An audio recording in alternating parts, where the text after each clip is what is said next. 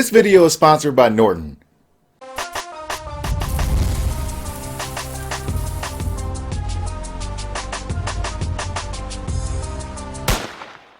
What's up? It's Chris from StonefoxMedia.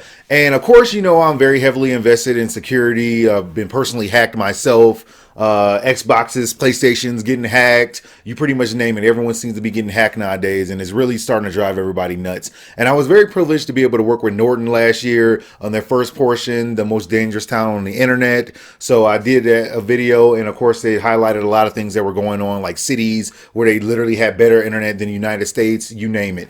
And this second portion is called the most dangerous town on the internet, where cybercrime goes to hide. Now, of course, this comes from Norton, and they're very trusted in internet security.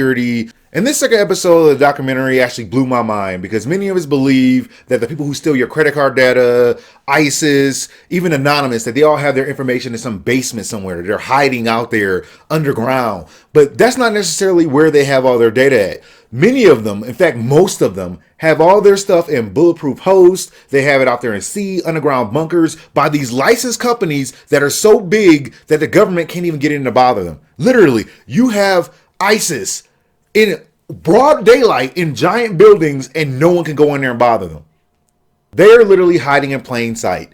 So go check out this documentary. The link is in the description. You will not regret it. You will actually be mind blown to see how simple it is that these people actually have contracts with people so that they can't have any of their data taken. You would not believe it. Even kingdoms out there in the middle of the ocean. I've never seen anything like it. Go check it out. It's from Norton. You can trust them, so go ahead and do that. Now, let me tell you what's going on in gaming news right now. And this news is huge because PlayStation 4 and Xbox One owners can finally play online games together. I know. This is a big deal. You didn't misread that. I'm going to read it again.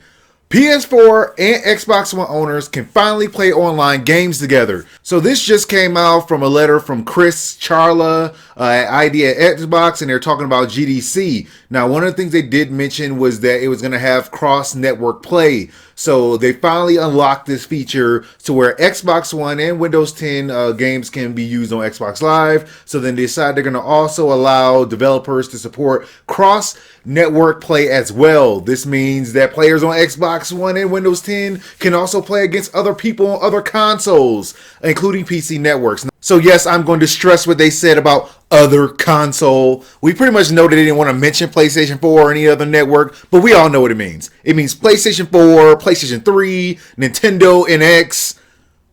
Should you feel so inclined to bring it out? Want to give us any details? No? Still don't feel like a Nintendo? Yeah, we're talking to you. This also can mean Wii U. I'm sorry. Crossplay with Wii U. Because it would be so bad, you just don't even know. No.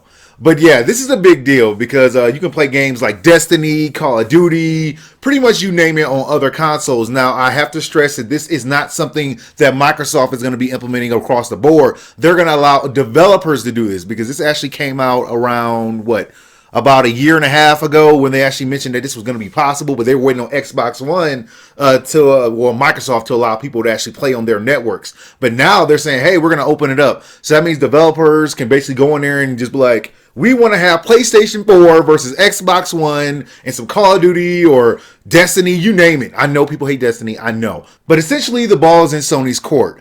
They said that they're willing to do it, so now's the time to step up. You guys got to say something about this. I want guys to pressure them, follow them on Twitter, and just annoy the crap out of them until basically they decide that, yeah, we're going to do it. That's what I want you guys to do. So go bother them because we want this thing to happen because everyone always says Xbox versus PlayStation 4, but now it can be legitimate. We can actually see console versus console battles and games. We have to make this happen, guys. We have to make this happen.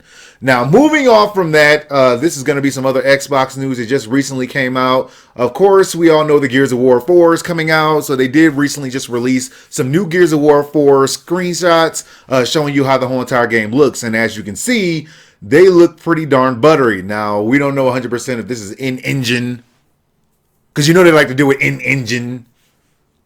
Nobody wants to show it to you or how it really look, but if it looks anything like this in real life, I'm gonna get it because I've played all the other Gears of Wars. They are awesome games, except for that last one. No one likes to talk about Judgment, Juggernaut, whatever they want to call it. No one wants to talk about it. But who cares about that? Because you're gonna play console versus console.